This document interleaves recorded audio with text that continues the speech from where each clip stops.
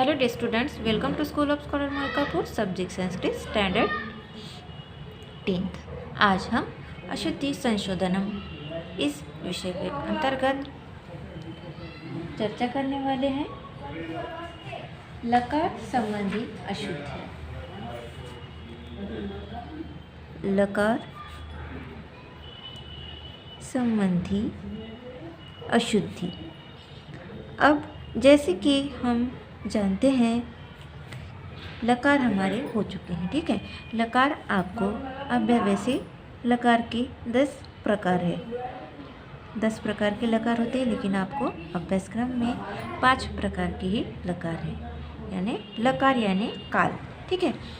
अब लंग लट लकार, लंग लकार, लोट लकार, लुट लकार और विधिलिंग लकार, इस तरह से आपको 5 लकार अभ्यासक्रम में है। तो इन लकारों में परस्मय पद और आत्मनेय पद के धातुओं को आपको धातु रूप को चलाना होता है।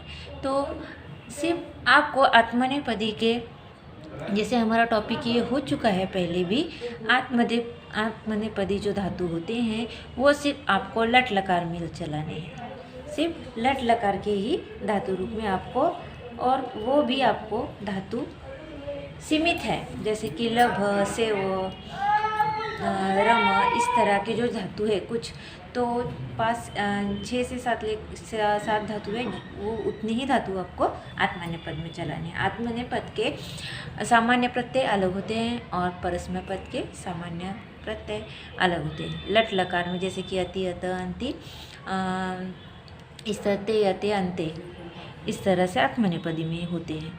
तो लकार यानी काल हमें समझ में आना चाहिए। अगर जैसे वाक्य बनाते समय लकार संबंधी अशुद्धियों का हमें ध्यान रखना चाहिए, किस धातु का किस लकार में और किस तरह रूप चलता है, इस बात का ध्यान रखना आवश्यक होता है। मैं एक बार आपको फिर से बताती हूँ, किस धातु का किस लकार में किस तरह रूप चलता है। अगर एक धातु है, जैसे कि फॉर एग्जांपल लभ धातु है, तो लभ धातु अब परस्मय पदी में चलता है कि आत्मनेय पदी में चलता है, ये आपको मालूम होना चाहिए। तो वाच्य परिवर्तन हमारा जब टॉपिक हुआ था, तब मैंने आपको धातु रूप की मूल धातु और उसका परिवर्तित जो होता है धातु रूप, तो उसकी आपको मैंने इमेजेस सेंड किए हैं, तो वो आपको रोज़ पढ़ना है। अगर आप रोज़ पढ़ेंगे तो वो आपको याद रहेगा कि किस तरह से उसका हमें धातु रूप चलाना है, ठीक है।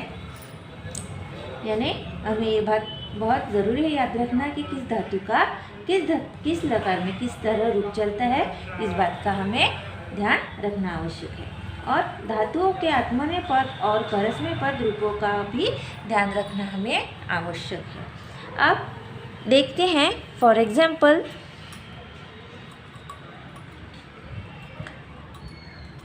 सेवकः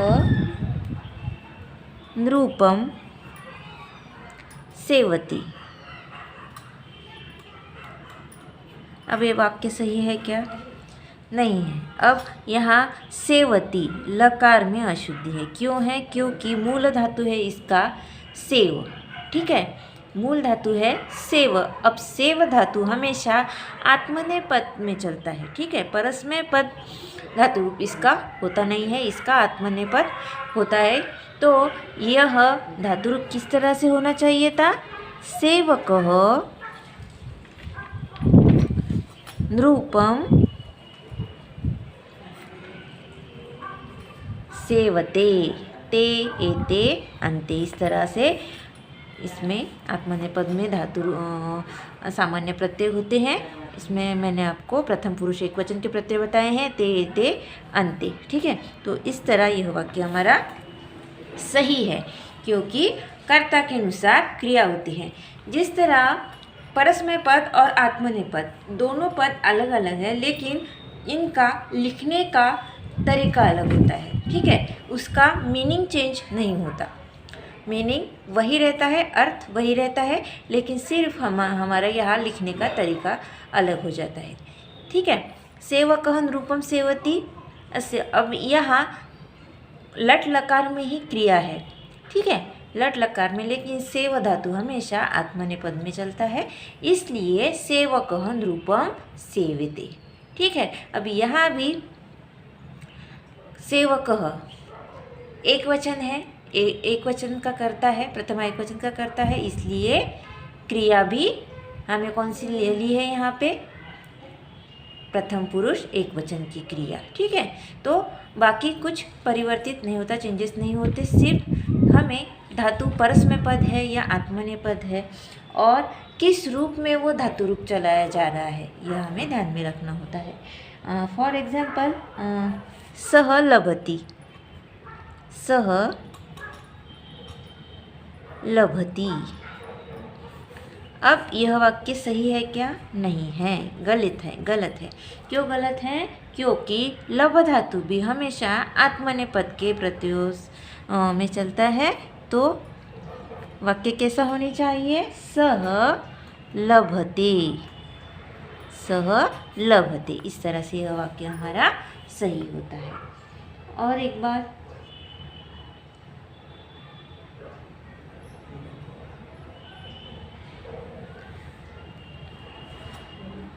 मह्यम मोदकानि, मह्यम मोदकानि न रोचिष्यन्ति।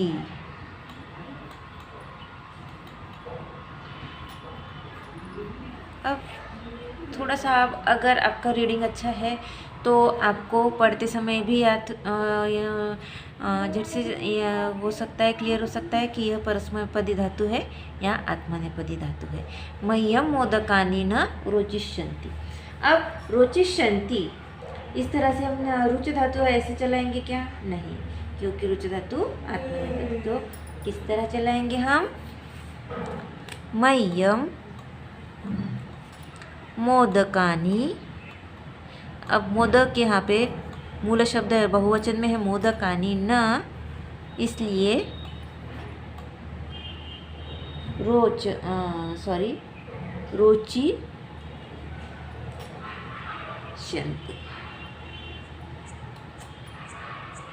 रोचिष्यन्ति। मह्यम मोदकानि न रोचिष्यन्ति, यह वाक्य हमारा सही है। तो इस तरह से आपको धातु रूप मालूम होने चाहिए। ठीक है, पांचों लकार में कोई भी क्रिया गलत हो सकती है, जैसे कि फॉर एग्जांपल नार्यः विद्यालयं गच्छिष्यन्ति। अब मूल धातु क्या है? गच्छ धातु है, गम गच्छ हम बोलते हैं, गच्छति बोलते हैं, लेकिन उसका मूल धातु क्या है? गम, गम धातु है, लेकिन हम गच्छति, गच्छत, गच्छन्ति इस तरह से उसका धातु रूप चलाते हैं। ठीक है, इस तरह से बहुत से ऐसे धातु हैं जिनका हम धातु रूप चलाते समय उसका रूप परिवर्तित हो जाता है। फॉर एग्जाम्पल देखते हैं, एक नार्यः विद्यालयं